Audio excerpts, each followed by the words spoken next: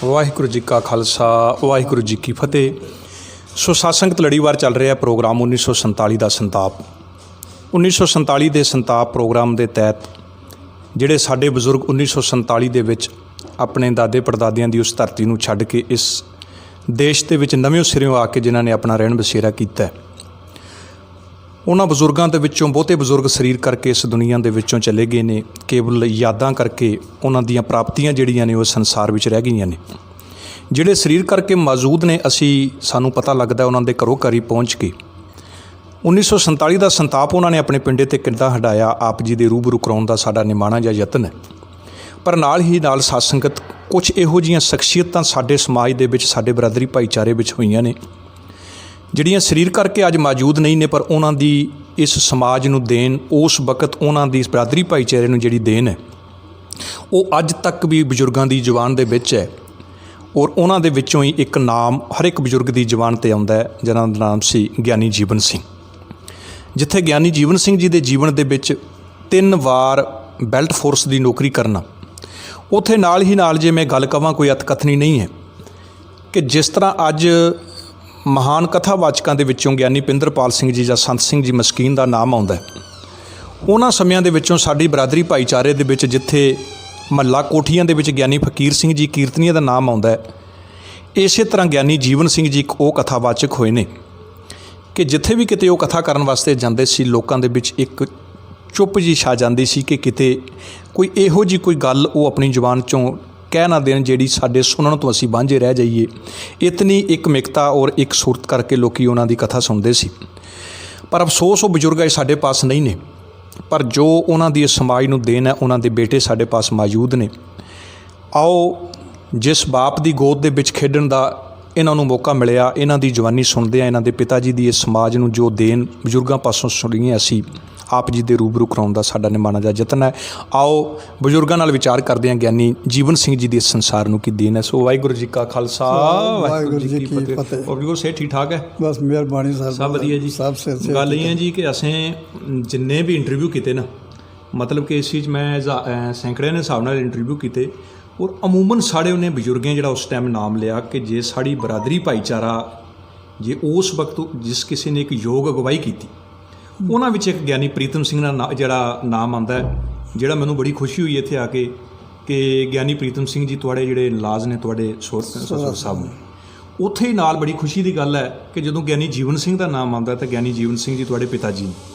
ਸੋ ਗਿਆਨੀ ਜੀਵਨ ਸਿੰਘ ਹੋਰਾਂ ਦਾ ਜੀਵਨ ਦੀ ਸ਼ੁਰੂਆਤ ਔਰ ਉਹਨਾਂ ਦੀ ਜਿਹੜੀ ਦੇਣ ਹੈ, ਇਸ ਉੱਪਰ ਅਸਾਂ ਵਿਚਾਰ ਕਰਨੀ।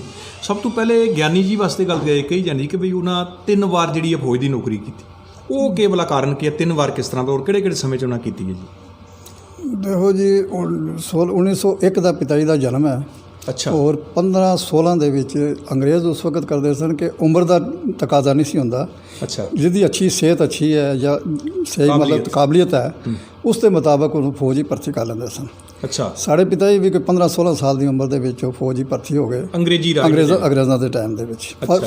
ਫਿਰ ਫਸਟ ਵਰਲਡ ਵਾਰ ਲੜੀ ਉਹਨਾਂ ਨੇ ਉੱਥੇ। ਅੱਛਾ। ਹਾਂ। ਅੱਛਾ, ਇਹ ਫਸਟ ਵਰਲਡ ਵਾਰ ਇੰਡੀਆ 'ਚ ਹੀ ਜਾਂ ਨਹੀਂ? ਬਾਹਰ ਗਏ, ਜਰਮਨ ਦੇ।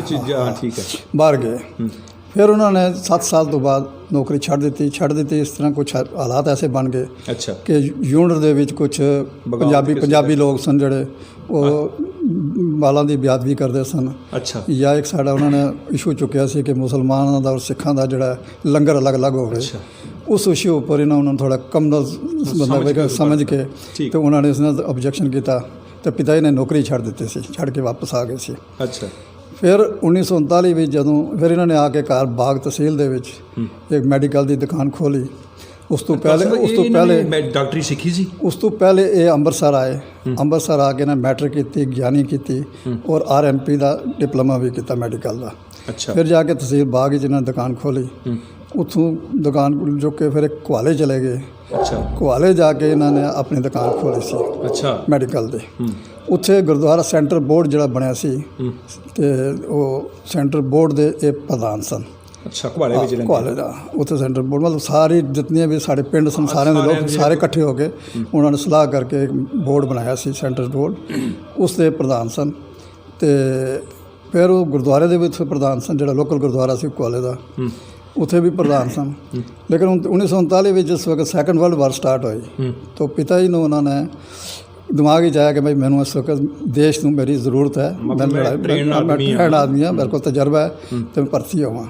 ਲੇਕਿਨ ਉੱਥੇ ਦੀ ਸੰਗਤ ਜਿਹੜੀ ਕਹਿੰਦੀ ਸੀ ਕਿ ਅਗਰ ਤੁਸੀਂ ਉਧਰ ਚਲੇ ਜਾਓਗੇ ਅਸੀਂ ਮਹਿਰੂਮ ਹੋ ਜਾਵਾਂਗੇ, ਇੱਥੇ ਕਥਾ ਕੌਣ ਕਰੇਗਾ, ਇੱਥੇ ਗੁਰਦੁਆਰੇ ਨੂੰ ਕੌਣ ਸੰਭਾਲੇਗਾ, ਬੜਾ ਉਹਨਾਂ ਨੇ ਆਬਜੈਕਸ਼ਨ ਕੀਤਾ। ਲੇਕਿਨ ਪਿਤਾ ਜੀ ਨੇ ਮਜਬੂਰ ਕੀਤਾ ਕਿ ਨਹੀਂ ਮੈਨੂੰ ਜਾਣਾ ਪਏਗਾ, ਮੁੜ ਕੇ ਆਵਾਂਗਾ ਫਿਰ ਦੇਖਾਂਗੇ। ਅਤੇ ਉੱਥੇ ਦੀ ਜਿਤਨੀ ਸੰਗਤ ਸੀ ਗੁਰਦੁਆਰੇ ਦੀ, ਢੋਲਕੀਆਂ ਬਾਜੇ ਛੈਣੇ ਲੈ ਕੇ ਪੂਰੀ ਸੰਗਤ ਨਾਲ ਜੁੜ ਕੇ ਅਤੇ ਇਹਨਾਂ ਨੂੰ ਰੇਲਵੇ ਸਟੇਸ਼ਨ ਤੱਕ ਛੱਡਣ ਗਏ, ਪਿਤਾ ਨੂੰ ਛੱਡਣ ਗਏ। ਔਰ ਅੰਗਰੇਜ਼ਾਂ ਦੇ ਵਕਤ ਇੱਕ ਨਵੀਂ ਚੀਜ਼ ਹੈ ਕਿ 15 ਮਿੰਟ ਟ੍ਰੇਨ ਲੇਟ ਕੀਤੀ ਗਈ ਕਿ ਇਹ ਕੌਣ ਕਿਹੜੀ ਹਸਤੀ ਆ ਰਹੀ ਹੈ ਜਿਸਦੇ ਪਿੱਛੇ ਇਤਨੀ ਦੁਨੀਆ ਨਾਲ ਸੰਗਤ ਨੇ ਇਤਨਾ ਸਤਿਕਾਰ ਦਿੱਤਾ ਉਹਨਾਂ ਨੂੰ।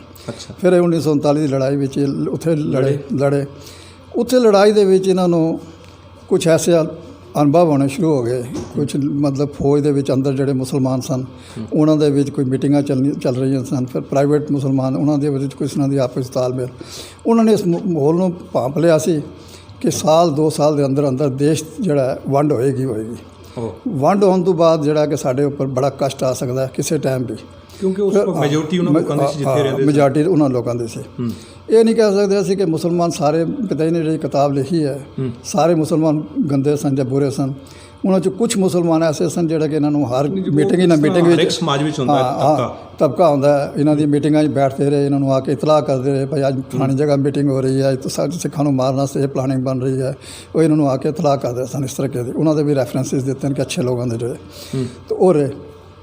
ਫਿਰ ਪਿਤਾ ਜੀ ਨੇ ਨੌਕਰੀ ਛੱਡ ਦਿੱਤੀ ਸੈਕੰਡ ਵਰਲਡ ਵਾਰ ਆ ਕੇ। ਫਿਰ ਉੱਥੇ ਜਦ ਸੈਂਟਰ ਬੋਰਡ ਬਣਾਇਆ, ਉਸ ਸੈਂਟਰ ਬੋਰਡ ਵਿੱਚ ਜਿਤਨੇ ਵੀ 12 ਪਿੰਡ ਸਨ ਸਾਰੇ ਇਹਨਾਂ ਦੇ ਅੱਛੇ ਜਿਹੜੇ ਅਚੀਦਾ ਲੋਕ ਸਨ ਜਾਂ ਸਮਝਦਾਰ ਸਿਆਣੇ ਲੋਕ ਸਨ, ਉਹਨਾਂ ਲੋਕਾਂ ਨੂੰ ਇਕੱਠਾ ਕਰਕੇ ਬੁਲਾ ਕੇ ਮੀਟਿੰਗ ਕਰਕੇ ਭਾਈ ਐਸੇ ਹਾਲਾਤ ਬਣ ਰਹੇ ਨੇ, ਸਾਨੂੰ ਪ੍ਰਪੇਅਰ ਰਹਿਣਾ ਚਾਹੀਦਾ ਹੈ, ਆਪਣੇ ਕੋਲ ਕੋਈ ਹਥਿਆਰ ਰੱਖੋ, ਆਪਣਾ ਜੋ ਗੱਲਾ ਗੁੱਲਾ ਸੰਭਾਲਣਾ ਹੈ ਜਾਂ ਪੈਸਾ ਹੈ ਜਿਸ ਕਿਸਮ ਦਾ ਉਸਨੂੰ ਸੰਭਾਲ ਕੇ ਰੱਖੋ, ਔਰ ਸਾਨੂੰ ਇਹ ਕੁਦਰਤੀ ਪੂੰਛ ਛੱਡਣੀ ਪਏਗੀ, ਐਸੇ ਹਾਲਾਤ ਬਣ ਰਹੇ ਨੇ।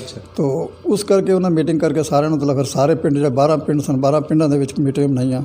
ਉਸ ਵੇਲੇ ਮਹੰਤ ਮੰਗਲ ਸਿੰਘ ਜੀ ਸਨ, ਉਹਨਾਂ ਦੀ ਸਰਪ੍ਰਸਤੀ ਹੇਠਾਂ ਮਹੰਤ ਬਚਿੱਤਰ ਸਿੰਘ ਜੀ ਵੀ ਜੋ ਦਾਅਵੇਦਾਰ ਸਨ ਸੈਕੰਡ, ਉਹ ਵੀ ਮੌਜੂਦ ਸਨ। ਉਹਨਾਂ ਦੀ ਮੌਜੂਦਗੀ ਵਿੱਚ ਉਹ ਬੋਰਡ ਬਣਿਆ ਸੀ ਅਤੇ ਇਹ ਸਾਰੀਆਂ ਕਮੇਟੀਆਂ ਜਿਹੜੀਆਂ ਬਣਾਈਆਂ ਗਈਆਂ। ਇਸੇ ਕਰਕੇ ਸਾਡੇ ਜਿਸ ਤਰ੍ਹਾਂ ਮੁਜ਼ੱਫਰਾਬਾਦ ਦਾ ਬਹੁਤ ਨੁਕਸਾਨ ਹੋਇਆ, ਮੀਰਪੁਰ ਦਾ ਨੁਕਸਾਨ ਹੋਇਆ, ਤਹਿਸੀਲ ਬਾਗ ਦਾ ਨੁਕਸਾਨ ਸਭ ਤੋਂ ਘੱਟ ਹੋਇਆ। ਉਹਦਾ ਕਾਰਨ ਇਹ ਸੀ ਕਿ ਸਾਡੇ ਬਾਗ ਤਹਿਸੀਲ ਦੇ ਵਿੱਚ ਬਹੁਤ ਸਾਰੇ ਲੋਕ ਜਿਹੜੇ ਫੌਜੀ ਭਰਤੀ ਸਨ, ਘੱਟ ਤੋਂ ਘੱਟ ਕੋਈ 20-25 ਬੰਦੇ ਜਿਹੜੇ ਸਨ ਉਹ ਰਿਟਾਇਰ ਹੋ ਕੇ ਆਏ ਦੇ ਸਨ ਜਾਂ ਨੌਕਰੀ ਛੱਡ ਕੇ ਆਏ ਦੇ ਸਨ। ਉਹਨਾਂ ਕੋਲ ਗੰਨਾਂ ਸਨ, ਟ੍ਰੇਨਿੰਗ ਸੀ, ਪੂਰਾ ਸਿਸਟਮ ਪਤਾ ਸੀ ਉਹਨਾਂ ਨੂੰ, ਲੜਾਈ ਦਾ ਕੀ ਸਿਸਟਮ ਹੈ ਉਹ ਸਾਰੇ ਜਾਣਦੇ ਸਨ। ਇਸ ਕਰਕੇ ਮਤਲਬ ਕਿ ਸਾਡਾ ਨੁਕਸਾਨ ਬਾਗ ਦਾ ਘੱਟ ਹੋਇਆ। ਅੱਛਾ, ਉੱਥੋਂ ਜਿਹੜੇ ਇਹ ਲੋਕ ਕੱਢੇ ਉਹ ਤੁਹਾਡੇ ਪਿਤਾ ਜੀ ਉਹਨਾਂ ਨੇ ਬਣਾਏ? ਸਾਡੇ ਪਿਤਾ ਕੋਈ ਟੋਟਲ 22,000 ਬੰਦਾ ਉੱਥੇ ਬਾਗ ਇਕੱਠਾ ਹੋ ਗਿਆ ਸੀ। ਮੁਜ਼ੱਫਰਾਬਾਦ, ਮੀਰਪੁਰ ਵਗੈਰਾ ਸਾਰੇ ਇਲਾਕੇ ਦੇ ਇਕੱਠੇ ਹੋ ਗਏ, ਸਾਰੇ ਪਿੰਡਾਂ ਦੇ ਲੋਕ ਆ ਕੇ ਉੱਥੇ ਇਕੱਠੇ ਹੋ ਗਏ ਸਨ। ਉਹਨਾਂ ਪਿਤਾ ਜੀ ਨੇ ਫਿਰ ਉਸ ਵਕਤ 3 ਹਿੱਸਿਆਂ ਵਿੱਚ ਉਹਨਾਂ ਨੂੰ ਵੰਡਿਆ, 3 ਗਰੁੱਪ ਬਣਾ ਦਿੱਤੇ। ਮਤਲਬ ਕਾਫਲਾ ਲਿਆਂਦਾ ਹੈ ਉਹ ਇਹਨਾਂ ਦੀ ਪਿਤਾ ਜੀ ਦੀ ਸਰਪ੍ਰਸਤੀ ਹੇਠਾਂ ਹੀ ਆਇਆ। ਉਹ ਫਿਰ 3 ਹਿੱਸਿਆਂ ਵਿੱਚ ਉਹਨਾਂ ਵੰਡ ਦਿੱਤਾ। ਇੱਕ ਅਲੱਗ ਨਾਂ ਸੀ ਇਸ ਪਿੰਡਾਂ ਦੇ, ਮੈਨੂੰ ਨਹੀਂ ਆ ਰਿਹਾ ਕਿ ਮੋਤਬਾਰ ਲੋਕ ਸਨ। ਉਹਨਾਂ ਵਿੱਚ ਇਹਦਾ ਕਮਾਂਡ ਤੂੰ ਸੰਭਾਲੇਗਾ, ਇਹਦੀ ਕਮਾਂਡ ਕਿੰਨੀ ਵੱਡੀ ਸੋਚ ਸੀ ਵੀ ਜੇ ਇਕੱਠੇ ਗਏ ਸਾਰੇ ਇਕੱਠੇ ਗਏ ਤਾਂ ਅਸੀਂ ਘੇਰੇ ਵਿੱਚ ਮਾਰੇ ਜਾਵਾਂਗੇ। ਅਸੀਂ ਤਾਂ ਘੇਰ ਇਕੱਠੇ ਨਾ ਹੋ ਜਾਏ, ਇਸ ਪਾਸੇ ਹੋ ਜਾਏ, ਕਿਸ ਪਾਸੇ ਹੋ ਜਾਏ। ਤੇ ਉਸ ਫੌਜੀ ਟ੍ਰੇਨਿੰਗ ਸੀ, ਉਹ ਟ੍ਰੇਨਿੰਗ ਕੰਮ ਆਈ। ਫਿਰ ਉਹਨਾਂ ਨੇ ਤਿੰਨਾਂ ਨੇ 3 ਗਰੁੱਪ ਬਣ ਗਏ। ਜਿੱਥੇ ਵੀ ਰਸਤੇ ਪਤਾ ਲੱਗਦਾ ਰਿਹਾ ਹਮਲੇ ਆਉਂਦੇ ਰਹੇ। ਇਹਨਾਂ ਨੂੰ ਸਾਰੀ ਮੰਗ ਦਾ ਜਿਹੜਾ ਜਥਾ ਸੀ ਉਸੇ ਪਿਤਾ ਵੀ ਸ਼ਾਮਲ ਸਨ ਖੁਦ, ਉਸੇ ਹਾਂ। ਅਤੇ ਇਹ ਅੱਗੇ ਇਹ ਆਉਂਦੇ ਸਨ। ਇੱਕ ਵਾਰ ਮਤਲਬ ਕਿ ਉੱਪਰੋਂ ਨਿਸ਼ਾਨਾ ਜਦੋਂ ਰਾਤ ਦਾ ਸਮਾਂ ਸੀ ਨਾ, ਅਤੇ ਇਹ ਲੋਕ ਜ਼ਿਆਦਾ ਬੂਟਿਆਂ ਉੱਪਰ ਬੈਠੇ ਦੇ ਸਨ। ਕਬਾਲੀ ਜਿਹੜੀ ਸਟ੍ਰੈਟਜੀ ਹਾਈਟ 'ਤੇ ਬੈਠਦੇ ਸਨ ਜਾਂ ਬੂਟਿਆਂ 'ਤੇ ਬੈਠੇ ਸਨ। ਉੱਥੋਂ ਬੰਦਾ ਜਿਹੜਾ ਸਾਡਾ ਜਾਂਦਾ ਸੀ ਜਥਾ ਉਹ ਵੈਸੇ ਗੋਲੀਆਂ ਮਾਰਦੇ ਸਨ। ਤੋ ਇੱਕ ਵਾਰ ਇਸ ਤਰ੍ਹਾਂ ਹੋਇਆ ਕਿ ਕਬੀਲਾ ਦੇ ਉੱਪਰ ਪੇੜ ਦੇ ਉੱਪਰ ਬੈਠਾ ਦਾ ਸੀ ਅਤੇ ਸਾਡੇ ਇਹ ਦਵਿੰਦਰ ਸਿੰਘ ਵਿਸ਼ਵਨਾਗਰ ਦੇ ਪਿਤਾ ਜੀ ਸਨ ਸਰੂਪ ਸਿੰਘ ਹਵਾਲਦਾਰ ਸਰੂਪ ਸਿੰਘ ਅਤੇ ਗਿਆਨੀ ਮਾਨ ਸਿੰਘ ਜੀ ਆਪਣੇ ਗਾਡੀਗੜ੍ਹ ਵਾਲੇ। ਇਹ ਦੋਏ ਜਿਹੜੇ ਇਹਨਾਂ ਨੇ ਦੇਖਿਆ ਵੀ ਗੋਲੀ ਆ ਰਹੀ ਹੈ, ਉੱਧਰੋਂ ਆ ਰਹੀ ਹੈ, ਬੰਦਾ ਨਹੀਂ ਲੱਭ ਰਿਹਾ, ਅੰਧੇਰਾ ਬੜਾ ਸੀ। ਇਹਨਾਂ ਨੇ ਉੱਥੇ ਪਰਾਲੀ ਪਈ ਸੀ, ਪਰਾਲੀ ਨੂੰ ਅੱਗ ਲਾਈ, ਲਾਈਟ ਹੋਈ ਥੋੜ੍ਹੀ ਜਿਹੀ, ਬੰਦਾ ਪਤਾ ਲੱਗਿਆ ਕਿ ਥੋੜ੍ਹੀ ਹਰਕਤ ਹੋਈ ਹੈ ਉੱਪਰ, ਇਹਨਾਂ ਗੋਲੀ ਮਾਰੀ ਦਾ ਸਿੱਧਾ ਬੰਦਾ ਥੱਲੇ ਡਿੱਗ ਪਿਆ। ਇਸੇ ਤਰ੍ਹਾਂ ਸਾਡੇ ਪਿਤਾ ਜੀ ਦੇ ਉੱਪਰ ਵੀ ਅਟੈਕ ਹੋਇਆ ਕਿ ਉੱਪਰੋਂ ਬਿਲਕੁਲ ਬੰਦਾ ਪਹਾੜੀ ਦੇ ਉੱਪਰੋਂ ਉਹਨੇ ਪੂਰਾ ਨਿਸ਼ਾਨਾ ਲਗਾਇਆ ਦਾ ਸੀ। ਮੇਰੀ ਵੱਡੀ ਭੈਣ ਜਿਹੜੀ ਕੁਦਰਤੀ ਨਾਲ ਖੜੀ ਸੀ ਕਹਿੰਦੇ ਪਿਤਾ ਜੀ ਉੱਪਰ ਦੇਖੋ ਬੰਦਾ ਗੋਲੀ ਮਾਰਨ ਲੱਗਾ। ਇਹਨਾਂ ਚੱਕਦਮ ਹੀ ਗੋਲੀ ਚੁੱਕੇ ਸਿੱਧੀ ਠਾਹ ਤੇ ਬੰਦਾ ਸਿੱਧਾ ਥੱਲੇ ਆ ਗਿਆ। ਐਕਚੁਅਲੀ 2 ਵਾਰ ਅੰਗਰੇਜ਼ਾਂ ਦੇ ਟਾਈਮ ਅੰਗਰੇਜ਼ਾਂ ਲੜਾਈ ਕੀਤੀ ਸੀ, ਟ੍ਰੇਨਿੰਗ ਦਿੱਤੀ ਸੀ, ਤਾਂ ਮਤਲਬ ਯਕਦਮ ਮਤਲਬ ਸਿਰਫ ਪੈਣ ਦਾ ਇੰਨਾ ਗੱਲ ਕਹਿ ਨਹੀਂ ਕਿ ਉਹ ਦੇਖੋ ਉੱਪਰ ਨਿਸ਼ਾਨਾ ਲਾਇਆ ਦਾ, ਇਹਨਾਂ ਯਕਦਮ ਗੋਲ ਗਨ ਚੁੱਕੇ ਤੇ ਠਾਹ ਕੀਤਾ ਤੇ ਬੰਦਾ ਥੱਲੇ ਆ ਗਿਆ। ਸੁਣੋ ਫਿਰ ਇੱਥੇ ਪੁੰਛ ਪੁੱਜ ਕੇ ਬ੍ਰਿਗੇਡੀਅਰ ਪ੍ਰੀਤਮ ਸਿੰਘ ਨਾਲ ਉਹ ਮਲੇਸ਼ੀਆ 'ਚ ਫਿਰ ਭਰਤੀ ਹੋਏ। ਹਾਂ ਨਹੀਂ ਮਲੇਸ਼ੀਆ ਭਰਤੀ ਨਹੀਂ, ਮਲੇਸ਼ੀਆ ਬਣਾਇਆ ਇਹਨਾਂ ਨੇ। ਜਿਸਲੇ ਗਿਆਨੀ ਜੀਵਨ ਸਿੰਘ ਦਾ ਨਾਂ ਜਿਹੜਾ ਉਸ ਵਕਤ ਇਤਨਾ ਚੱਲਦਾ ਸੀ ਨਾ ਉਸ ਵਕਤ, ਕਿਉਂਕਿ ਇੱਕ ਤਾਂ ਇਹਦੇ ਜ਼ਿਆਦਾਰ ਰਹਿ ਚੁੱਕੇ ਦੇ ਸਨ, 2 ਦਫਾ ਫੌਜ ਦੀ ਟ੍ਰੇਨਿੰਗ ਕਰ ਚੁੱਕੇ ਦੇ ਸਨ, ਦੂਸਰਾ ਸੈਂਟਰਲ ਬੋਰਡ ਦੇ ਪ੍ਰੈਜ਼ੀਡੈਂਟ ਸਨ, ਤੋਂ ਇੱਕ ਨਾਮੀ ਆਦਮੀ ਹੋਣ ਦੇ ਕਰਕੇ ਬ੍ਰਿਗੇਡੀਅਰ ਪ੍ਰੀਤਮ ਸਿੰਘ ਨੇ ਜਿਸਲੇ ਪੁੰਛ ਪੁੱਜਿਆ ਉਹਨਾਂ ਪਿਤਾ ਜੀ ਨੂੰ ਅਪਰੋਚ ਕੀਤੀ ਕਿ ਤੁਸੀਂ ਦੁਬਾਰਾ ਫੌਜ ਮੇਰੇ ਨਾਲ ਆਓ। ਪਤਾ ਲਾਇਆ ਵੀ ਆਦਮੀ ਜਿਹੜਾ ਬੰਦਾ ਕਾਬਲ ਹੈ ਭਈ ਇਹ ਮੇਰੇ ਨਾਲ ਚੱਲ ਸਕਦਾ। ਉਸ ਵਕਤ ਪਿਤਾ ਜੀ ਜਿਹੜੇ ਆਏ ਸਨ ਨੌਕਰੀ ਛੱਡ ਕੇ ਆਪਣੀ ਕਾਬਲੀਅਤ ਦੇ ਲਿਹਾਜ਼ ਨਾਲ ਸਿਪਾਹੀ ਭਰਤੀ ਹੋਏ ਸਨ, ਉਹ ਸੂਬੇਦਾਰ ਤੱਕ ਪੁੱਜੇ 6-7 ਸਾਲ ਦੇ ਵਿੱਚ, ਕਿਉਂਕਿ ਉਹ ਬਹੁਤ ਵਫਾਦਾਰੀ ਨਾਲ ਕੰਮ ਕਰਦੇ ਸਨ ਔਰ ਆਪਣੇ ਅਫਸਰਾਂ ਦਾ ਦਿਲ ਉਹਨਾਂ ਨੇ ਜਿੱਤ ਲਿਆ ਦਾ ਸੀ। ਤਾਂ ਉਹ ਜਿਸਲੇ 47 ਉੱਥੇ ਪਹੁੰਚੇ ਜੰਮੂ, ਤੇ ਬ੍ਰਿਗੇਡੀਅਰ ਪ੍ਰੀਤਮ ਸਿੰਘ ਨੇ ਉਹਨਾਂ ਨੂੰ ਆਫਰ ਦਿੱਤੀ, ਉਹਨਾਂ ਨੂੰ ਡਾਇਰੈਕਟ ਸੂਬੇਦਾਰ ਮੇਜਰ ਲਿਆ। ਜਦ ਕਿ ਉਹ ਨਾਇਬ ਸੂਬੇਦਾਰ ਆਏ ਸਨ, ਸੂਬੇਦਾਰ ਮੇਜਰ ਕਰਕੇ ਉਹਨਾਂ ਨੇ ਆਪਣਾ ਮਲੇਸ਼ੀਆ ਨਹੀਂ ਆਪਣੀ ਫੌਜ ਦੇ ਵਿੱਚ ਮਤਲਬ ਜਦ ਬਣਾਈ ਫੌਜ ਬਣਾਈ ਸੂਬੇਦਾਰ, ਹਾਂ ਫੌਜ ਬਣਾਈ ਮਲੇਸ਼ੀਆ ਬਾਅਦ ਹੀ ਬਣੇ, ਸੂਬੇਦਾਰ ਮੇਜਰ ਲਿਆ ਆਪਣੇ ਨਾਲ, ਮਤਲਬ ਸੈਕੰਡ ਇਨ ਕਮਾਂਡ ਜਿਹੜੇ ਸਾਡੇ ਪਿਤਾ ਜੀ ਸਾਡੇ ਪਿਤਾ ਜੀ ਸਨ। ਉੱਥੇ 2 ਚੀਜ਼ਾਂ, ਇੱਕ ਬ੍ਰਿਗੇਡੀਅਰ ਪ੍ਰੀਤਮ ਸਿੰਘ ਦੀ ਵੀ ਦੂਰਅੰਦੇਸ਼ੀ ਵੀ ਇਹ ਲੋਕਲ ਆਦਮੀ ਨੇ, ਇੱਥੋਂ ਦੇ ਏਰੀਏ ਨਾਲ ਜਾਣ ਪਹਿਚਾਣ ਹੈ, ਇੱਥੋਂ ਦੀ ਭਾਸ਼ਾ ਜਾਣਦੇ ਨੇ, ਉਹਨਾਂ ਦੀ ਵੀ ਬੜਾ ਵੱਡਾ ਵਿਜ਼ਨ ਸੀ ਉਹਦਾ ਬ੍ਰਿਗੇਡੀਅਰ ਪ੍ਰੀਤਮ ਸਿੰਘ ਦਾ। तो वो फिर उस तो बाद 8 मलेशिया 11 मलेशिया जोड़े ये तैयार किए साढ़े पिता जी ने, क्योंकि उस वक्त हर बंदा सोचता सी कि मैं जम्मू पुजा किस तरीके नाल। जोड़े नौजवान बच्चे सन जिन्होंने को दाड़ी नहीं सी आई दी, वो बाल खोल के कुड़ियाँ बन के मतलब जहाज निकलन के चक्कर सन, वो पिता जी लोकल बंदे सारे जानते सन और पकड़े सारे पर्ची किए उस वक्त। उस वक्त डरते सन पर एक इंप्लायमेंट भी उन्होंने मिली, इंप्लायमेंट भी मिली उस वक्त। वो नौकरी बाद ही मलेशिया जोड़े पक्के हो गए सारे, पार्टी की। सो इस करके पिता जी ने फिर ਜਦੋਂ ਬ੍ਰਿਗੇਡੀਅਰ ਪ੍ਰੀਤਮ ਸਿੰਘ ਨਾਲੇ ਹੋਏ ਜਿਹੜੀ 에ਅਰ ਸਟ੍ਰਿਪਰ ਬਣਾਈ ਗਈ ਉਹਦੇ ਵਿੱਚ ਵੀ 에ਅਰ ਸਟ੍ਰਿਪਰ ਦੇ ਵਿੱਚ ਪੂਰੇ ਨਾਲ ਸਨ, 24 ਘੰਟੇ ਨਾਲ ਸਨ। ਉਸ ਬ੍ਰਿਗੇਡੀਅਰ ਦੀ ਮਤਲਬ ਹਰ ਪਲਾਨਿੰਗ ਜਿਹੜੀ ਹੁੰਦੀ ਸੀ ਨਾਲ ਇਹਨਾਂ ਨਾਲ ਸ਼ੇਅਰ ਕਰਦੇ ਸਨ ਹੋਰ ਬੰਦਾ ਸੀ। ਉਹ ਜਿਹੜਾ ਸਟ੍ਰਿਪ ਬਣਾਈ ਕਿਉਂਕਿ ਉਸ ਵਕਤ ਭੁੱਖਮਰੀ ਪੈ ਗਈ ਸੀ, 47 ਦੇ ਲੋਕ ਇੱਥੇ ਆਏ ਸਨ, ਖਾਣ ਪੀਣ ਵਾਸਤੇ ਕੁਛ ਹੈ ਨਹੀਂ ਸੀ ਲੋਕਾਂ ਦੇ ਕੋਲ, ਤੇ ਉਹਨਾਂ ਨੇ ਜਦੋਂ ਜਹਾਜ਼ ਉਤਾਰਨਾ ਸੀ ਕਿ ਸਮਾਨ ਆਵੇ ਤੇ ਜਗ੍ਹਾ ਕੋਈ ਨਹੀਂ ਸੀ, ਉਹਨਾਂ ਨੇ ਉਸ ਵਕਤ ਕਬਰਾਂ ਪੁੱਟ ਕੇ ਉੱਥੇ ਸਟ੍ਰਿਪ ਬਣਾਈ। ਸ਼ੇਖ ਅਬਦੁੱਲੇ ਨੂੰ ਇਸ ਲਈ ਪਤਾ ਲੱਗਿਆ, ਸ਼ੇਖ ਉਸਲੇ SP ਥਾਪਾ ਹੁੰਦਾ ਸੀ, ਉਹਨੂੰ ਨਾਲ ਲੈ ਕੇ ਉੱਥੇ ਪਹੁੰਚਿਆ ਬ੍ਰਿਗੇਡੀਅਰ ਪ੍ਰੀਤਮ ਸਿੰਘ ਦੇ ਕੋਲ ਕਿ ਤੁਸੀਂ ਸਾਡੀਆਂ ਕਬਰਾਂ ਪੁੱਟੀਆਂ।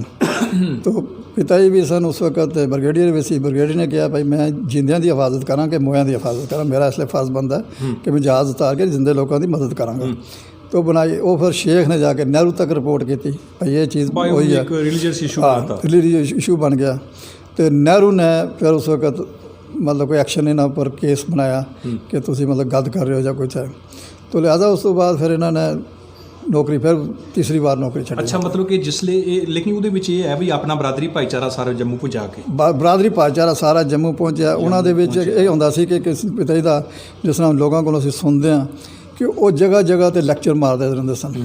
लैक्चर मारते लोगों को कहते सन भाई असीं जो जम्मू जाएंगे, जम्मू अच्छे स्कूल हैं, कॉलेज हैं, नौकरियां हैं, सानूं उत्थे नौकरियां मिलणगियां, पढ़ाई मिलेगी, सानूं असीं फायदेमंद जाएंगे, फौज जम्मू तो आ रही है, जम्मू तो फौज आ रही है, फौज पहुँचने वाली है, ये मतलब लोगों को हौसला अफसाई देंदे सन। ये भी सी भी लोगों को मोटिवेट किया एरिया छड्डण वास्ते तैयार नहीं सी। हाँ सानूं मतलब उत्थे जम्मू जाण नाल साडा ਅੱਗੇ ਵਧਾਂਗੇ ਅਸੀਂ, ਉੱਥੇ ਸਾਨੂੰ ਨੌਕਰੀਆਂ ਵੀ ਮਿਲਣਗੀਆਂ, ਕਾਰੋਬਾਰ ਮਿਲੇਗਾ, ਪੜ੍ਹਾਈ ਮਿਲੇਗੀ, ਬੱਚੇ ਸਾਡੇ ਅੱਗੇ ਦੂਰ ਦੂਰ ਜਾਣਗੇ।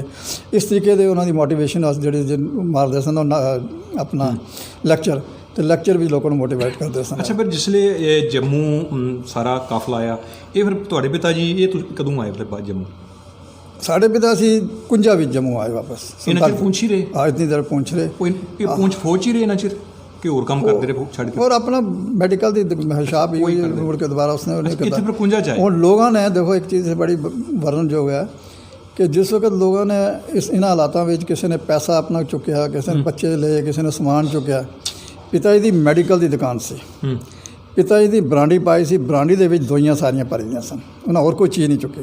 अच्छा भाई ਜਿਹੜਾ ਰਸਤੇ ਵਿੱਚ ਜ਼ਖਮੀ ਹੁੰਦਾ ਰਿਹਾ ਉਸਦੀ ਪੱਟੀ ਕਰਦੇ ਰਹੇ, ਉਹਨੂੰ ਦਵਾਈ ਦਾਲ ਦਿੰਦੇ ਰਹੇ। ਸੇਵਾ ਜਿਹੜੀ ਸੀ ਉਹ ਸੇਵਾ ਭਾਵਨਾ ਜਿਹੜੀ ਉਹਨਾਂ ਦੇ ਦਿਮਾਗ ਵਿੱਚ ਸੀ, ਉਹ ਪੱਟੀਆਂ ਤੇ ਦਵਾਈਆਂ ਸ਼ਵਾਈਆਂ ਸਾਰੇ ਕੋਈ ਬਿਮਾਰ ਹੋ ਗਿਆ, ਉਹਨੂੰ ਦਵਾਈ ਦਿੱਤੀ, ਪੱਟੀ ਕੀਤੀ, ਚੈੱਕ ਕੀਤਾ। ਉਹਨਾਂ ਦੋਏ ਬਰਾਂਡੀ ਦੇ ਜੇਬੇ ਦੋਏ ਭਰੇ ਦੇ ਸਨ ਆਪਣੇ ਨਾਲ, ਸਮਾਨ ਨਹੀਂ ਚੁੱਕਿਆ ਉਹਨਾਂ ਨੇ। ਇੱਥੇ ਫਿਰ ਜੰਮੂ ਆ ਕੇ ਤੁਸੀਂ ਕਿਹੜੀ ਸਟੇ ਕੀਤਾ ਉਹਨਾਂ ਨੇ? ਜੰਮੂ ਆਏ ਦੱਸੇ ਕਿ ਸਾਡਾ ਕੱਚੀ ਛਾਵਣੀ ਦਾ ਟੈਲੀਫੋਨ ਐਕਸਚੇਂਜ ਦੇ ਨਾਲ ਹੀ ਸਾਡਾ ਕਿਰਾਏ 'ਤੇ ਮਕਾਨ ਲਿਆ। 1951 ਵਿੱਚ। ਉਸ ਤੋਂ ਬਾਅਦ ਨਾਲ ਹੀ ਲੱਗਦਾ ਅੰਦਰ ਹਾਤੇ ਵਿੱਚ ਅਸੀਂ ਇੱਕ ਪਲਾਟ ਲਿਆ। ਫਿਰ ਇੱਥੇ ਜੰਮੂ ਆ ਕੇ ਕੀ ਕੰਮ ਕੀਤਾ ਉਹਨਾਂ ਨੇ? ਜੰਮੂ ਵੀ ਆ ਕੇ ਇਹਨਾਂ ਨੇ ਮੈਡੀਕਲ ਦੀ ਦੁਕਾਨ ਖੋਲ੍ਹੀ ਇੱਥੇ ਐਕਸਚੇਂਜ ਰੋਡ ਦੇ ਅੰਦਰ। ਆਪਣੀ ਦੁਕਾਨ ਖੋਲ੍ਹੀ ਮੈਡੀਕਲ ਦੀ। ਅਤੇ ਫਿਰ ਉਹਨਾਂ ਦਾ ਆਸਤੇ ਆਸਤੇ ਸਰੀਰ ਕਮਜ਼ੋਰ ਹੋ ਗਿਆ, ਸਿਹਤ ਮਤਲਬ ਇਜਾਜ਼ਤ ਨਹੀਂ ਸੀ ਦੇ ਰਹੀ ਜ਼ਿਆਦਾ। ਥੋੜ੍ਹੀ ਦੇਰ ਬੈਠਦੇ ਸਨ ਦੁਕਾਨ 'ਤੇ, ਫਿਰ ਆ ਜਾਂਦੇ। ਫਿਰ ਜਿਤਨੇ ਸਾਡੇ ਸਰਦਾਰ ਕਾਹਨ ਸਿੰਘ ਜੀ, ਸਰਦਾਰ ਫਕੀਰ ਸਿੰਘ ਜੀ, ਕੁਲਬੀਰ ਸਿੰਘ ਜੀ, ਇਹ ਸ਼ਾਮੀ ਆ ਜਾਂਦੇ, ਬੈਠ ਕੇ ਮੀਟਿੰਗਾਂ ਸ਼ੀਟਿੰਗਾਂ ਚੱਲਦੀਆਂ ਹੁੰਦੀਆਂ ਸਨ ਘਰਾਂ ਵਿੱਚ ਆ ਕੇ। ਅਤੇ ਇੱਥੇ ਫਿਰ ਉਹਨਾਂ ਦਾ 1963 ਵਿੱਚ ਜਨਵਰੀ ਵਿੱਚ ਉਹਨਾਂ ਦੀ ਮੌਤ ਹੋ ਗਈ। ਅੱਛਾ, ਗੱਲ ਸੁਣੋ, ਜਿਹੜੇ ਜੰਮੂ ਆ ਕੇ ਦੁਬਾਰਾ ਰੀਸੈਟਲ ਕਰਨਾ ਆਪਣਾ ਬਰਾਦਰੀ ਭਾਈਚਾਰਾ, ਇੱਥੇ ਵੀ ਉਹਨਾਂ ਦੀ ਇੱਥੇ ਉਹਨਾਂ ਦੀ ਭੂਮਿਕਾ ਇਹ ਰਹੀ ਕਿ ਜੰਮੂ ਦੇ ਵਿੱਚ ਉਸ ਵਕਤ 2 ਗੁਰਦੁਆਰੇ ਸਨ। ਇੱਕ ਸ਼ਾਲਾਮਾਰ ਜਿਸ ਨੂੰ ਅਸੀਂ ਪੁੰਛੀਆਂ ਦਾ ਗੁਰਦੁਆਰਾ ਕਹਿੰਦੇ ਹਾਂ, ਦੂਸਰਾ ਗੁਰਦੁਆਰਾ ਸ੍ਰੀ ਸਿੰਘ ਸਭਾ ਗੁਰਦੁਆਰਾ। ਅੱਛਾ, ਸਿੰਘ ਸਭਾ ਗੁਰਦੁਆਰਾ ਜਿਹੜਾ ਸੀ ਕਿ ਮੈਨ ਸਿੱਖਾਂ ਦੀ ਆਵਾਜ਼ ਜਿਹੜੀ ਸੀ ਉਹ ਸੀ। ਅੱਛਾ, ਜਿਹੜਾ ਰਘੁਨਾਥ ਮੰਦਰ ਵਾਲਾ ਰਘੁਨਾਥ ਬਾਜ਼ਾਰ ਵਾਲਾ ਗੁਰਦੁਆਰਾ ਸਿੰਘ ਸਭਾ, ਇਹ ਸਿੱਖਾਂ ਦੀ ਮੈਨ ਆਵਾਜ਼ ਹੁੰਦੀ ਸੀ। ਕਿਉਂਕਿ ਇਸ ਗੁਰਦੁਆਰੇ ਵਿੱਚ ਗਾੜੀਗੜ੍ਹ ਤੋਂ, ਚੱਠੇ ਤੋਂ, ਈਵਨ ਕਿ ਨਵੇਂ ਸ਼ਹਿਰ ਤੋਂ ਲੋਕ ਵੀ ਐਤਵਾਰ ਵਾਲੇ ਦਿਨ ਉੱਥੇ ਦੀਵਾਨ ਬੰਦ ਹੁੰਦਾ ਸੀ, ਲੋਕ ਪੁੱਜਦੇ ਸਨ, ਗੁਰਪੁਰਬ ਸਾਰੇ ਉੱਥੇ ਮਨਾਏ ਜਾਂਦੇ ਸਨ। ਇਹ ਵੱਡੀ ਸਟੇਜ ਹੁੰਦੀ ਸੀ। ਸਿੰਘ ਸਭਾ ਗੁਰਦੁਆਰਾ ਜੰਮੂ ਦੀ ਸਭ ਤੋਂ ਵੱਡੀ ਸਟੇਜ ਜਿਹੜੀ ਸਿੰਘ ਸਭਾ ਗੁਰਦੁਆਰਾ ਸੀ। ਸਿੰਘ ਸਭਾ ਗੁਰਦੁਆਰੇ ਵਿੱਚ ਇਹ ਜਨਰਲ ਸੈਕਟਰੀ ਸਨ, ਔਰ ਸਰਦਾਰ ਰੰਗੀਲ ਸਿੰਘ ਜੀ ਦੇ ਪਿਤਾ ਜੀ ਸਰਦਾਰ ਕਾਹਨ ਸਿੰਘ ਹੋਰੀ ਪ੍ਰਧਾਨ ਸਨ ਉਸ ਗੁਰਦੁਆਰੇ ਦੇ। ਅੱਛਾ, ਹਾਂ। ਇਹ ਫਿਰ 1963 ਤੱਕ ਸਮਝੋ ਇਸੇ ਤਰ੍ਹਾਂ ਉਹ ਜਨਰਲ ਸੈਕਟਰੀ ਔਰ ਪ੍ਰਧਾਨ ਮਤਲਬ ਉਸ ਤਰ੍ਹਾਂ ਵੀ ਸੇਵਾ ਕਰਦੇ ਰਹੇ। ਮਤਲਬ ਉਹਨਾਂ ਦਾ ਇੱਕ ਮੁੱਖ ਜਿਹੜੀ ਸੋਚ ਹੀ ਇਸ ਤਰ੍ਹਾਂ ਦੀ ਕਿ ਕਿਸ ਤਰ੍ਹਾਂ ਜਿਹੜਾ ਲਿਖਿਆ ਉਸ ਵੇਲੇ ਕਿਤਾਬ ਵੀ ਉਹਨਾਂ ਨੇ ਲਿਖੀ, ਇਹ ਉਹਨਾਂ ਨੇ ਆਪਣੇ ਜਿਉਂਦਿਆਂ ਉਹਨੂੰ ਪਬਲਿਸ਼ ਕੀਤਾ ਜਾਂ ਤੁਸੀਂ ਬਾਅਦ ਉਪਰਾਲਾ ਕੀਤਾ? ਨਹੀਂ, ਉਹਨਾਂ ਨੇ ਲਿਖੀ ਸੀ ਕਿਤਾਬ। ਫਿਰ ਜਦੋਂ ਜੰਮੂ ਅਸੀਂ ਆਏ, ਉਹਨਾਂ ਦੀ ਸਿਹਤ ਥੋੜ੍ਹੀ ਕਮਜ਼ੋਰ ਹੋ ਗਈ, ਕੋਈ ਫਾਈਨੈਂਸ਼ਲੀ ਵੀ ਇਸ ਤਰ੍ਹਾਂ ਸਿਸਟਮ ਥੋੜ੍ਹਾ ਡਾਮਾਡੋਲ ਹੋ ਗਿਆ ਸੀ, ਫਾਈਨੈਂਸ਼ਲੀ ਹੈਲਪ ਨਹੀਂ ਸੀ ਕਿ ਕਿਤਾਬ ਛਪਾ ਸਕਣ, ਤੋ ਲਿਖਣ ਦੇ ਮੁੜ ਕੇ ਕਾਬਲ ਵੀ ਨਹੀਂ ਸਨ। ਫਿਰ ਉਹਨਾਂ ਨੇ ਕਿਤਾਬ ਦੀ ਜਿਹੜੀ ਲਿਖਤ ਪਈ ਸੀ ਉਹ ਸਾਡੇ ਅੰਦਰ ਹੀ ਪਈ ਰਹੀ। ਉਸ ਤੋਂ ਬਾਅਦ ਸਾਡਾ ਧਿਆਨ ਵੀ ਨਹੀਂ ਗਿਆ ਕਿ ਕਿਤਾਬ ਪਈ ਦੀ ਅੰਦਰ, ਇਸ ਨੂੰ ਅਸੀਂ ਛਪਾਈਏ ਜਾਂ ਕੁਝ ਕਰੀਏ। ਕੁਝ ਪੈਸੇ ਹਾਲਾਤ, ਕਿਉਂਕਿ ਉਸ ਵਕਤ ਜਿਹੜੇ ਸਾਡੇ ਵੱਡੇ ਬ੍ਰਦਰ ਸਨ ਉਹ ਸਿਰਫ 12ਵੀਂ ਪੜ੍ਹਦੇ ਸਨ। ਫਿਰ ਪਿਤਾ ਜੀ ਦੀ ਮੌਤ ਹੋਈ, ਇੱਕਦਮ ਉਹਨਾਂ ਨੂੰ ਪ੍ਰਾਈਵੇਟ ਨੌਕਰੀ ਕਰਨੀ ਪਈ। ਘਰ ਦੇ ਹਾਲਾਤ ਐਸੇ ਬਣ ਗਏ ਕਿ ਅਸੀਂ ਕਿਤਾਬ ਪੈਸਾ ਨਾ ਹੋਣ ਕਰਕੇ ਕਿਤਾਬ ਨਹੀਂ ਛਪਾ ਸਕੇ। ਇਹ ਕਿਤਾਬ ਫਿਰ ਜਿਸ ਵਕਤ ਮੇਰੇ ਗਿਆਨੀ ਪ੍ਰੀਤਮ ਸਿੰਘ ਸਾਡੇ ਸੋਹਰਾ ਸਾਹਿਬ ਹਨ, ਉਹਨਾਂ ਨੂੰ ਪਤਾ ਲੱਗਿਆ ਕਿ ਕੁਛ ਗਿਆਨੀ ਜੀਵਨ ਸਿੰਘ ਉਹਦੀ ਲਿਖਤ ਜਿਹੜੀ ਪਈ ਦੀ ਹੈ, ਉਹਨਾਂ ਨੇ ਮੈਨੂੰ ਕਿਹਾ ਵੀ ਇਸ ਤਰ੍ਹਾਂ ਲਿਖਤ ਜਿਹੜੀ ਪਈ ਦੀ ਹੈ ਮੈਨੂੰ ਦੱਸੋ, ਮੈਂ ਉਹਨੂੰ ਪੜ੍ਹਨਾ ਚਾਹੁੰਦਾ। ਫਿਰ ਉਹ ਮੈਂ ਪੂਰੀ ਫਾਈਲ ਜਿਹੜੀ ਚੁੱਕੀ ਉਹਨੂੰ ਜਾ ਕੇ ਉਹਨੂੰ ਦਿੱਤੀ। ਉਹਨਾਂ ਕੋਈ ਸਾਲ 1.5 ਸਾਲ ਲਗਾ ਕੇ ਉਸ ਕਿਤਾਬ ਨੂੰ ਪੂਰਾ ਪੜ੍ਹਿਆ, ਔਰ ਮੈਨੂੰ ਬਲਕਿ ਬੜਾ ਕੋਸਿਆ ਵੀ ਕਿ ਇਤਨਾ ਬੜਾ ਖਜ਼ਾਨਾ ਜਿਹੜਾ ਤੁਹਾਡਾ ਅੰਦਰ ਪਿਆ ਦਾ, ਅਗਰ ਇਹ ਉਸ ਵਕਤ 60-70 ਦੇ ਸਮੇਂ ਦੇ ਵਿੱਚ ਛਪ ਜਾਂਦਾ ਤੇ ਇਹ ਇਤਨੀ ਇਸ ਦੀ ਵੈਲਿਊ ਸੀ। ਆਉਣ ਵਾਲੀ ਜਨਰੇਸ਼ਨ ਨੂੰ ਪਤਾ ਲੱਗਦਾ, ਜਿਹੜੇ ਲੋਕਾਂ ਨਾਲ ਬੀਤੀ ਦੀ ਹੈ ਉਹਨਾਂ ਨੂੰ ਆਪਣੇ ਹਾਲਾਤ ਪਤਾ ਲੱਗਦੇ, ਇਸ ਕਿਤਾਬ ਦੀ ਬੜੀ ਵੈਲਿਊ ਪੈਣੀ ਸੀ। ਬਹੁਤ ਲੇਟ ਹੋ ਗਈ ਹੈ, ਲੇਕਿਨ ਫਿਰ ਵੀ ਇਸ ਦਾ ਅਜੇ ਵੀ ਅਸਰ ਹੈ। ਤਾਂ ਉਹਨਾਂ ਨੇ ਉਸ ਕਿਤਾਬ ਨੂੰ ਫਿਰ ਸਾਲ 1.5 ਸਾਲ ਲਾ ਕੇ ਮੁੜ ਕੇ ਸਾਰਾ ਕਰਕੇ ਤਰਤੀਬ ਦੇ ਕੇ ਕਿਤਾਬ ਦੀ ਸ਼ੇਪ ਦਿੱਤੀ ਉਹਨਾਂ ਨੇ। ਹਾਂ, ਤੇ ਇਹ ਫਿਰ 2013 ਵਿੱਚ ਅਸੀਂ ਇਸ ਕਿਤਾਬ ਨੂੰ ਰਿਲੀਜ਼ ਕੀਤਾ ਸੀ। ਅੱਛਾ, ਸੋ ਜਾਣੀ ਕਿ ਸ਼ੁਰੂਆਤ ਉਹਨਾਂ ਦੇ ਜੀਵਨ ਦੀ ਹੁੰਦੀ ਹੈ, ਸਦੀ ਦੀ ਸ਼ੁਰੂਆਤ 1901 ਦੇ ਵਿੱਚ ਉਹਨਾਂ ਦਾ ਜਨਮ ਹੁੰਦਾ ਹੈ। ਉਸ ਤੋਂ ਬਾਅਦ ਅੰਗਰੇਜ਼ਾਂ ਦੀ ਫੌਜ 'ਚ ਫਸਟ ਵਰਲਡ ਵਾਰ ਲੜਨੀ, ਸੈਕੰਡ ਵਰਲਡ ਵਾਰ ਲੜਨੀ, ਇਹ 2 ਜਿਹੜੀਆਂ ਸੀ ਦੇਸ਼ ਦੀ ਖਾਤਰ ਲੜਾਈਆਂ ਲੜੀਆਂ ਗਈਆਂ। ਔਰ ਤੀਜਾ ਸਭ ਤੋਂ ਵੱਡਾ ਅਹਿਮ ਰੋਲ ਜਿਹੜਾ ਇਹਨਾਂ ਦਾ ਰਿਹਾ ਗਿਆਨੀ ਜੀਵਨ ਸਿੰਘ ਜੀ ਦਾ, ਕਿ ਜਿਸ ਵੇਲੇ 1947 ਦੇ ਵਿੱਚ ਹਿੰਦੁਸਤਾਨ ਪਾਕਿਸਤਾਨ ਦੀ ਡਿਵਾਈਡੇਸ਼ਨ ਹੁੰਦੀ ਹੈ, ਉਸ ਵਕਤ ਸਾਡੀ ਕੌਮ ਇੱਕਦਮ ਲੀਡਰਲੈਸ, ਕੋਈ ਇਹਨਾਂ ਦਾ ਆਗੂ ਨਹੀਂ ਸੀ। ਔਰ ਸਭ ਤੋਂ ਵੱਡੀ ਗੱਲ ਕਿ ਸਾਡੀ ਦੂਰ ਦਰਾਰ ਪਿੰਡਾਂ ਦੇ ਵਿੱਚ ਬਰਾਦਰੀ ਭਾਈਚਾਰਾ ਖਿੰਡਿਆ ਹੋਇਆ ਸੀ। ਔਰ ਉਹਨਾਂ ਸਮਿਆਂ ਦੇ ਵਿੱਚ ਉਹਨਾਂ ਲੋਕਾਂ ਨੂੰ ਇਕੱਠਿਆਂ ਕਰਕੇ ਉਹਨਾਂ ਨੂੰ ਸੇਫ ਉੱਥੋਂ ਲਿਆ ਕੇ ਪਹੁੰਚਾਉਣਾ, ਹਿੱਸਿਆਂ ਦੇ ਵਿੱਚ ਉਹਨਾਂ ਦੀ ਤਰਤੀਬਾਂ ਬਣਾਉਣੀਆਂ।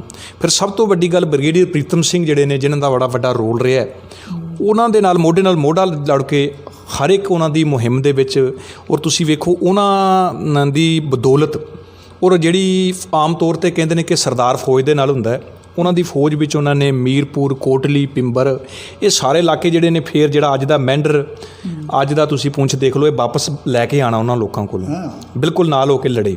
ਫਿਰ ਜਿਹੜੇ 40,000 ਲੋਕ ਉੱਥੇ ਇਕੱਠੇ ਨੇ, ਉਹਨਾਂ ਦੇ ਖਾਣ ਪੀਣ ਦਾ ਬੰਦੋਬਸਤ ਕਰਨ। ਫਿਰ ਜੰਮੂ ਲਿਆ ਕੇ ਵੀ ਉਹਨਾਂ ਨੇ ਸਾਰੀ ਜ਼ਿੰਦਗੀ ਜਿਸ ਤਰ੍ਹਾਂ ਹੋ ਸਕੇ ਉਹਨਾਂ ਦੀ ਸੇਵਾ, ਚਾਹੇ ਉਹ ਮੈਡੀਕਲੀ ਉਹਨਾਂ ਨੂੰ ਦਵਾਈਆਂ ਪਹੁੰਚਾ ਕੇ, ਮਤਲਬ ਆਪਣੀ ਬਰਾਦਰੀ ਭਾਈਚਾਰੇ ਦੇ ਇੱਕ ਦੁੱਖ ਦੇ ਨਾਲ ਦੁੱਖ ਵੰਡਾਉਂਦੇ ਹੋਏ ਉਹ ਸੰਸਾਰ ਦੇ ਵਿੱਚੋਂ ਗਏ ਨੇ। ਸੋ ਸਤਸੰਗਤ, ਇਹ ਸਨ ਉਸ ਮਹਾਨ ਸ਼ਖਸੀਅਤ ਗਿਆਨੀ ਜੀਵਨ ਸਿੰਘ ਜੀ ਦੇ ਜੀਵਨ ਦੇ ਉੱਤੇ ਕੁਝ ਵਿਚਾਰਾਂ। ਮੈਂ ਪਹਿਲਾਂ ਹੀ ਗੱਲ ਕਹੀ ਵੀ ਕਿਸੇ ਵੀ ਬਜ਼ੁਰਗ ਜਿਨ੍ਹਾਂ ਦੀ 80, 100, 110 ਸਾਲ ਤੱਕ ਦੇ ਬਜ਼ੁਰਗਾਂ ਦਾ ਇਸ ਚੈਨਲ ਦੇ ਵਿੱਚ ਅਸੀਂ ਆਪ ਜੀ ਪ੍ਰੋਗਰਾਮ ਦੇਖ ਸਕਦੇ ਹੋ। ਉਹਨਾਂ ਬਜ਼ੁਰਗਾਂ ਦੀ ਜ਼ੁਬਾਨ ਦੇ ਵਿੱਚੋਂ ਨਾਮ ਆਉਂਦਾ ਸੀ, ਇੱਕ ਨਾਮ ਗਿਆਨੀ ਜੀਵਨ ਸਿੰਘ। ਬੜੇ ਸਮੇਂ ਤੋਂ ਖਿੱਚ ਸੀ, ਪਰ ਪਤਾ ਲੱਗਾ ਵੀ ਗਿਆਨੀ ਜੀ ਬਹੁਤ ਸਮਾਂ ਪਹਿਲਾਂ ਇਸ ਸੰਸਾਰ ਤੋਂ ਚਲੇ ਗਏ ਨੇ। ਪਰ ਸਤਿਗੁਰੂ ਨੇ ਕਿਰਪਾ ਕੀਤੀ, ਅੱਜ ਉਹਨਾਂ ਦੇ ਬੇਟੇ ਪਤਾ ਲੱਗਾ ਵੀ ਉਹ ਜੰਮੂ ਦੇ ਵਿੱਚ ਰਹਿੰਦੇ ਨੇ। ਅਸੀਂ ਉਹਨਾਂ ਦੇ ਘਰ ਪਹੁੰਚੇ ਹਾਂ। ਜਿਤਨਾ ਕੁ ਇਹਨਾਂ ਦੇ ਕੋਲ ਉਸ ਸਮੇਂ ਦੇ ਹਾਲਾਤ ਔਰ ਬੜੇ ਕਮਾਲ ਦੇ ਢੰਗ ਨਾਲ ਅੱਜ ਦੀ ਆਉਣ ਵਾਲੀ ਜਨਰੇਸ਼ਨ ਜਿਹੜੀ ਹੈ ਉਹ ਇੰਨਾ ਵੀ ਜਿਹੜਾ ਹੈ ਸਾਨੂੰ ਆਪਣੇ ਭਵਿੱਖ ਦਾ ਜਾਂ ਆਪਣਾ ਪਿਛੋਕੜ ਨਹੀਂ ਦੱਸ ਸਕਦੀ। ਅੱਜ ਦੇ ਬਦਕਿਸਮਤੀ ਦਾਦੇ ਤੋਂ ਪਿੱਛੇ ਪੜਦਾਦੇ ਦਾ ਨਾਮ ਵੀ ਸਾਡੇ ਬੱਚਿਆਂ ਨੂੰ ਨਹੀਂ ਪਤਾ, ਪਰ ਇਹਨਾਂ ਨੇ ਬਾਕੂਫ ਉਸ ਸਮੇਂ ਦੀ ਇਸ ਸਮਾਜ, ਇਸ ਬਰਾਦਰੀ ਭਾਈਚਾਰੇ ਔਰ ਇਸ ਸਟੇਟ ਔਰ ਇਸ ਦੇਸ਼ ਨੂੰ, ਜੋ ਇਹਨਾਂ ਦੇ ਪਿਤਾ ਜੀ ਦੀ ਉਸ ਵਕਤ ਦੀਆਂ ਕੁਰਬਾਨੀਆਂ ਘਾਲਣਾ ਸਨ, ਉਹਨਾਂ ਨੂੰ ਬਾਖੂਬ ਆਪ ਜੀ ਦੇ ਨਾਲ ਜਨਮ ਕਰਾਇਆ। ਸੋ ਸਾਧ ਸੰਗਤ, ਇਹ ਸੀ ਸਾਡਾ ਪ੍ਰੋਗਰਾਮ 1947 ਦਾ ਸੰਤਾਪ। ਇਸ ਪ੍ਰੋਗਰਾਮ ਨੂੰ ਟੈਲੀਵਿਜ਼ਨ ਤੋਂ ਇਲਾਵਾ ਜੇ ਤੁਸੀਂ ਮੋਬਾਈਲ 'ਚ ਦੇਖਣਾ ਹੈ, YouTube ਦੇ ਉੱਤੇ ਭਾਈ ਹਰਮੀਤ ਸਿੰਘ ਜੰਮੂ ਲਿਖ ਕੇ ਸੈਂਕੜਿਆਂ ਦੀ ਤਾਦਾਦ ਦੇ ਵਿੱਚ ਸਾਡੇ ਉਹ ਬਜ਼ੁਰਗ, ਜਿਹੜੇ ਬਜ਼ੁਰਗ ਆਪਣੇ ਪੈਰੀਂ ਚੱਲ ਕੇ 1947 ਦੇ ਵਿੱਚ ਉੱਥੋਂ ਆਏ ਨੇ, ਉਹਨਾਂ ਦੇ ਇਹਦੇ 'ਚ ਪ੍ਰੋਗਰਾਮ ਪਏ ਹੋਏ ਨੇ। ਨਾਲ ਹੀ ਨਾਲ ਸਾਧ ਸੰਗਤ, ਜੇ ਕੋਈ ਹੋਰ ਬਜ਼ੁਰਗ ਕਿਸੇ ਵੀ ਕੋਨੇ ਵਿੱਚ, ਚਾਹੇ ਵਿਦੇਸ਼ ਦੀ ਧਰਤੀ ਦੇ ਵਿੱਚ ਵੀ ਹੋਵੇ, ਸਾਡਾ ਸਲਾਈਡ 'ਤੇ ਨੰਬਰ ਚੱਲਦਾ, ਤੁਸੀਂ ਸਾਡੇ ਨਾਲ ਕੰਟੈਕਟ ਕਰੋ ਤਾਂ ਕਿ ਉਹਨਾਂ ਬਜ਼ੁਰਗਾਂ ਨੂੰ ਵੀ ਅਸੀਂ ਮੋਬਾਈਲ ਦੇ ਜ਼ਰੀਏ ਫ਼ੋਨ ਕਾਲ ਕਰਕੇ ਉਹਨਾਂ ਦੇ ਪ੍ਰੋਗਰਾਮ ਵੀ ਇਸ ਚੈਨਲ ਦੇ ਵਿੱਚ ਪਾਈਏ, ਤਾਂ ਕਿ ਆਉਣ ਵਾਲੀ ਸਾਡੀ ਜਨਰੇਸ਼ਨ ਇਹ ਅਹਿਸਾਸ ਕਰ ਸਕੇ ਕਿ ਸੱਚਮੁੱਚ ਸਾਡਿਆਂ ਬਜ਼ੁਰਗਾਂ ਨੇ ਬਹੁਤ ਘਾਲਣਾ ਘਾਲ ਕੇ ਨਵੀਂ ਸਿਰਿਓਂ ਸਾਡਾ ਇਹ ਰਹਿਣ ਵਸੇਰਾ ਕੀਤਾ ਹੈ। ਸੋ ਬੜੀ ਛੇਤੀ ਕਿਸੇ ਹੋਰ ਬਜ਼ੁਰਗ ਨੂੰ ਲੈ ਕੇ ਆਪ ਜੀ ਦੇ ਰੂਬਰੂ ਹੋਵਾਂਗੇ। ਦਿਓ ਇਜਾਜ਼ਤ। ਵਾਹਿਗੁਰੂ ਜੀ ਕਾ ਖਾਲਸਾ, ਵਾਹਿਗੁਰੂ ਜੀ ਕੀ ਫਤਿਹ।